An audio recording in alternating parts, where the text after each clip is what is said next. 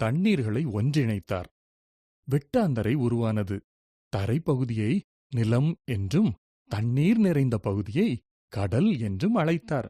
பிறகு புல், செடி, மரம் போன்ற தாவர வகைகளை படைத்தார். 3ஆம் நாள் முடிந்தது. அடுத்து தேவன் வானத்தில் சுடர்களை உண்டாக்கினார். பகலுக்கு சூரியனையும் இரவுக்கு சந்திரனையும் நட்சத்திரங்களையும் படைத்தார். 4ஆம் நாள் முடிந்தது. தேவன் தண்ணீரில் நீந்த மீன்களையும் ஆகாயத்தில் பறக்க பறவைகளையும் படைத்தார். குழந்தைகளை பெற்று பாட்டாலும் பூரிப்பாலும் இந்த உலகத்தை நிரப்புங்கள் என்று தேவன் கூறினார். 5ஆம் நாள் முடிந்தது. அடுத்து தேவன் மிருகங்களை படைத்தார். வீட்டு மிருகங்கள், காட்டு மிருகங்கள், நிலத்தில் ஊர்ந்து போகும் பிராணிகளையும் படைத்தார்.